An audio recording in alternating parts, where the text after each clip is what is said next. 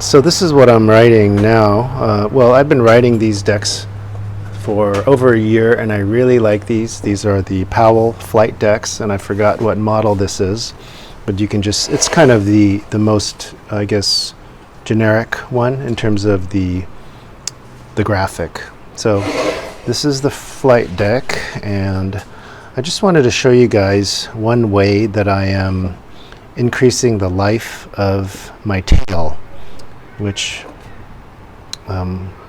because of the way that I skate, I think I really wear down the tail pretty quickly. I'm a little bit, I guess, maybe not as careful, and yeah, I guess that's the best way to describe it. I'm not as careful as some skaters might be with their tails, and I do a lot of skating on this rough asphalt simply because that's kind of what's available close to my home, and I like just going there and having a quick session and coming back home quickly.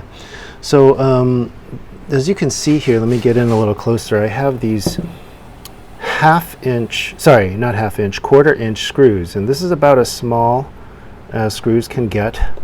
You can order these on Amazon, and I can actually show you if there is interest in what I'm doing, or what, this kind of strategy.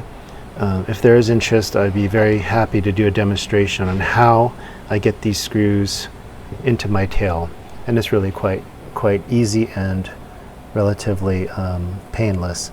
But as you can see, what happened here is, if you can see these smaller screws, these are actually the same screws, they're just worn down more. So you're seeing kind of the screw becoming kind of the diameter of the screw itself kind of shrinking.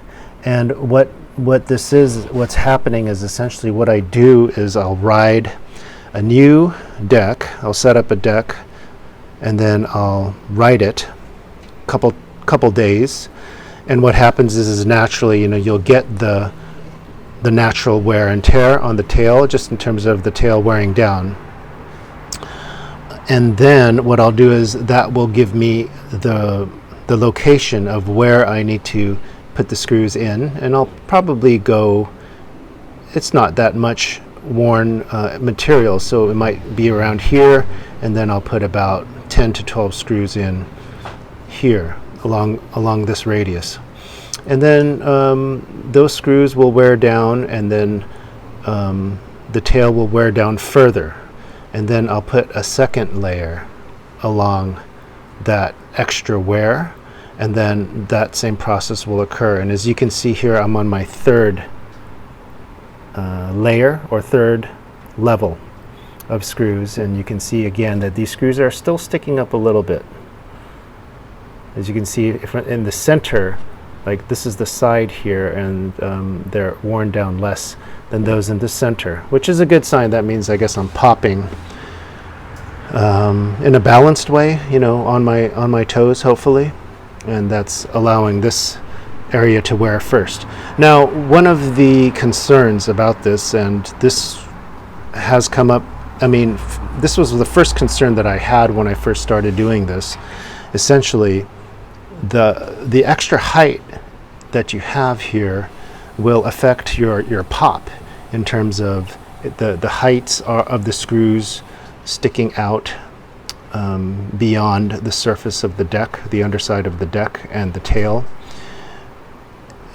because you can't get them perfectly flat, right? You just screw them in until they're nice and snug fitting.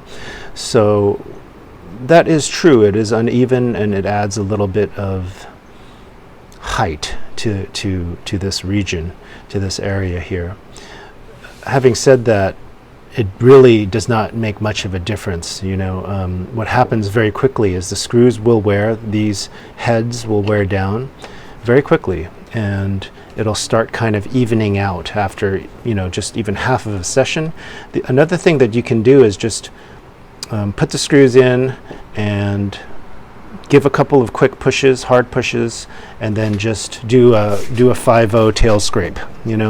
Just kind of get moving on the board, and then just go like this and really push down on the tail, just about in the center of the tail like that, and make sure that you hear that tail scraping and you feel it scraping, and do that a couple times. And what that does is it'll just kind of wear down things from the center mainly, and then kind of even out, feathering outward. If you can focus on pushing the tail down from the center, more or less. It doesn't have to be perfect. Okay, so this area will get worn most, and then it'll kind of feather out on the sides, and that kind of evens it out pretty good. And just from ollieing, popping, doing tricks, you will kind of even it out. Sometimes in the process of, sorry, you can't really, I'm trying to do this with one hand. Let me put the board down. In the process of screwing these in, you will, with the drill bit and your power drill, go through the tail, but that's really not a problem because the drill bit that you'll be using is very small. It has a very small diameter. It's the smallest you can have, and that is really does not make any kind of a difference in terms of if it goes through. And I've gone through many times on previous boards. I've gotten it to the point where I know how far I have to push the drill bit into the wood or into the tail, and basically I'm sort of able to do it for the most part without going through, but occasionally I still will go through. I think that's about it. To a certain extent, over time, it can chip your tail if you do, accidentally throw the board into a wall or something as a result of skating, which happens. The board just kind of shoots out from under your feet, and if the tail does hit a wall, sometimes it can more easily chip the board than if it was if the screws were not in. But that's for the most part, from my experience, it really doesn't make a difference. It's not a big deal. Anyway, that's about it. So I hope you enjoyed this little description of how I extend the life of my skateboard and my tail.